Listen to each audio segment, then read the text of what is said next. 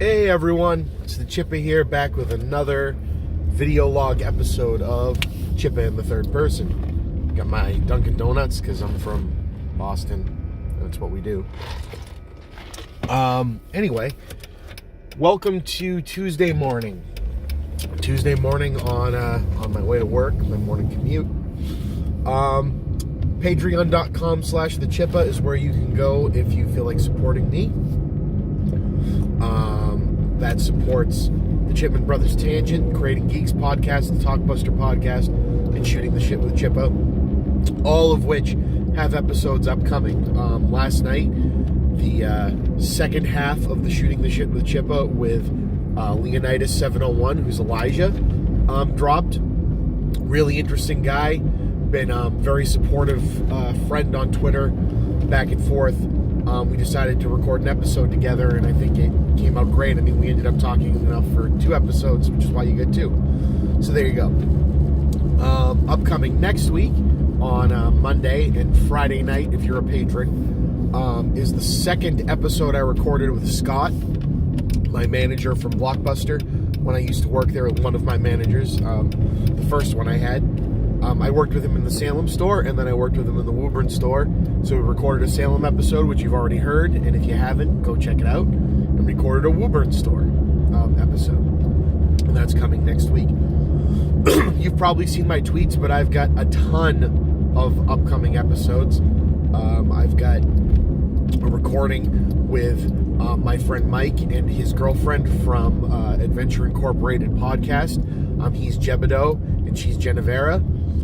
Or Gebetto. We can argue back and forth about that. That was a fantastic conversation. I hadn't spoken with Mike in quite some time, so you kind of get to see us catch up on air, as well as talk about their podcast, Adventure Incorporated. So if you like Dungeons and Dragons, or you like funny things and listening to people be funny, go check it out. It's a hell of a podcast. I love it. And it was great to have them on. I also interviewed the creator of The Great Gaius, who's from Horizon's End Gaming. I saw them at PAX. That was a great conversation. That's coming up. I interviewed Matt Lynch from Scarecrow Video in Seattle on an episode of Talkbuster. Me and my wife Sarah did an episode with Steve from Engaged Family Gaming.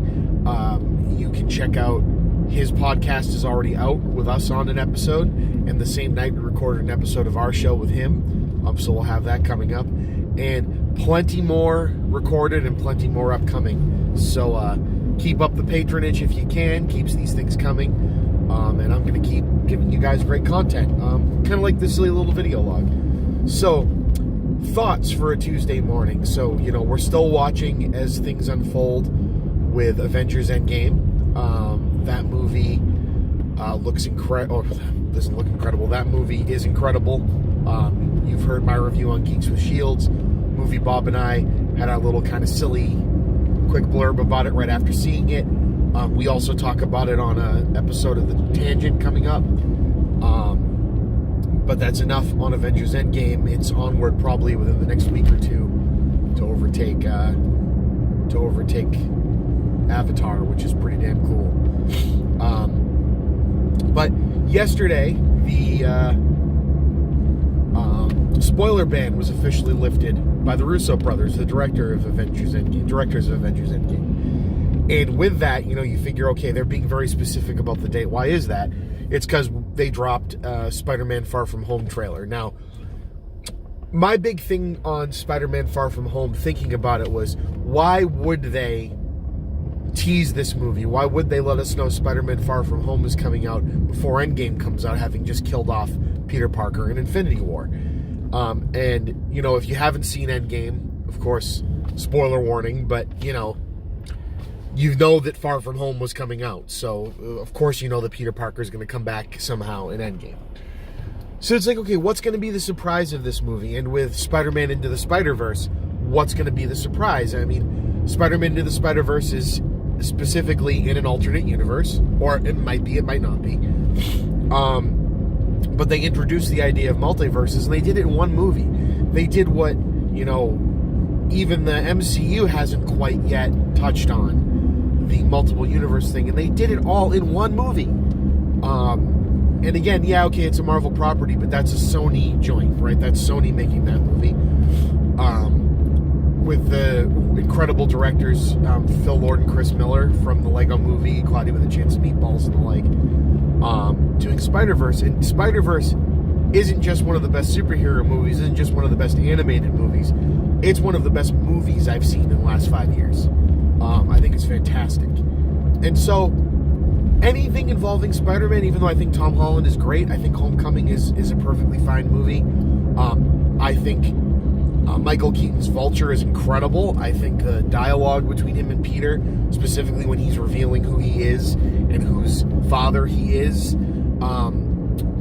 some of the best writing we've seen in the MCU and some of the best acting. But I can't help but feel that Tom Holland's Spider-Man movies, and this has nothing to do with Tom Holland, but the MCU's Spider-Man movies, if you leave Into the Spider-Verse as something off to the side, are just underwhelming in comparison to Spider-Verse. Hell, Endgame is a tiny bit underwhelming when put next to Endgame, next to Into the Spider-Verse, just as an accomplishment as a superhero movie. Endgame is still friggin' incredible, don't get me wrong. But Into the Spider-Verse did so much with a franchise that should be kind of worn out at this point. Specifically with every time Sony's tried to reboot it and change it. Hell, even what they forced on Sam Raimi for Spider-Man 3 and how that came out. So what's Far From Home got from us? Well, they already teased Mysterio being played by Jake Gyllenhaal, which is awesome, right? Very, very cool.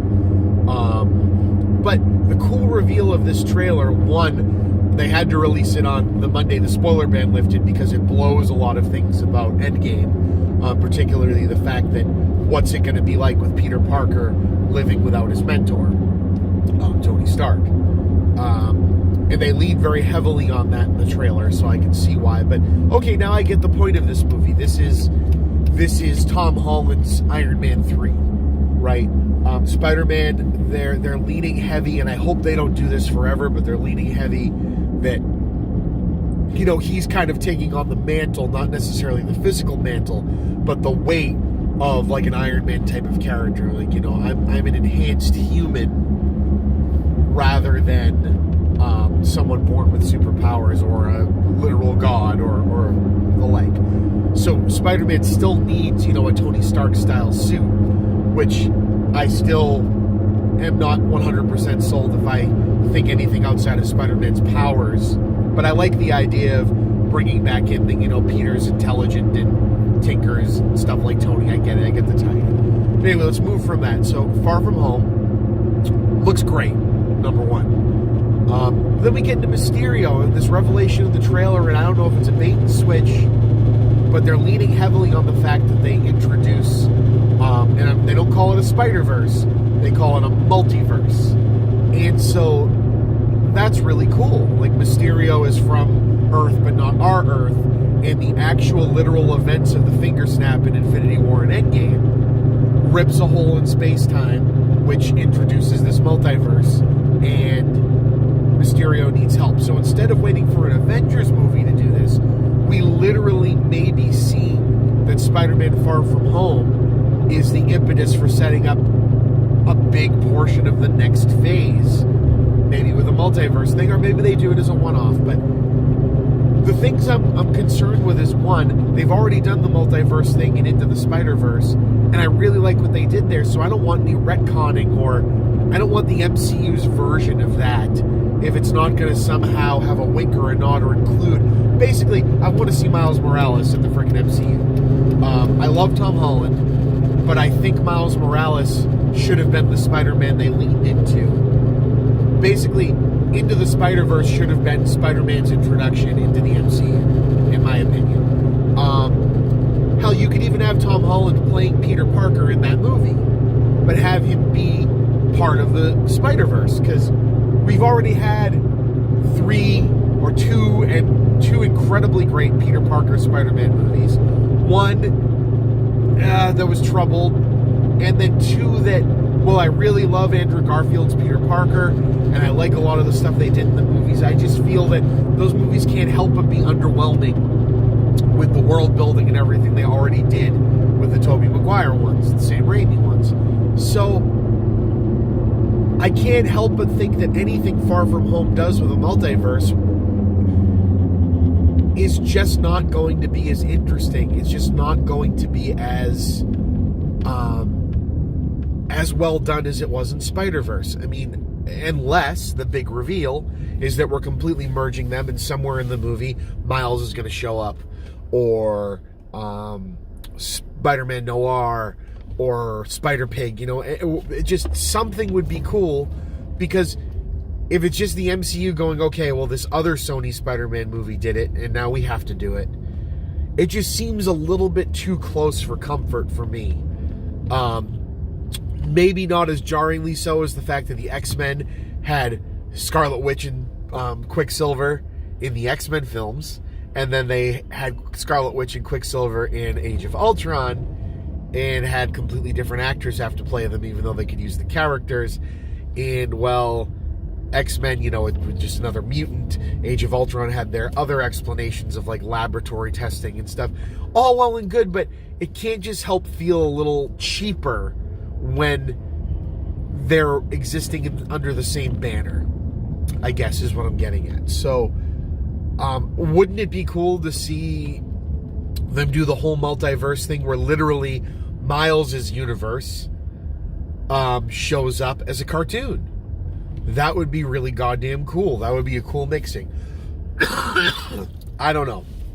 So, that's my thoughts on Spider-Man Far From Home. I think Gyllenhaal looks awesome as Mysterio.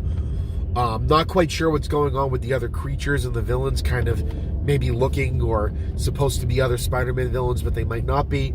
We'll see what we get. But either way, Tom Holland is an awesome Peter Parker, an awesome Spider-Man. They have him being even more snarky in this trailer. But I just can't help but feel like Far From Home is a little bit of a lesser thing than Into the Spider-Verse. And trying to introduce a multiverse thing in that movie is still a little bit lesser with what's come before it. So let me know your thoughts, comments, whatever. And just be happy we have more movies coming out. More community building. With that, I'm Chippa. See you guys on the other side.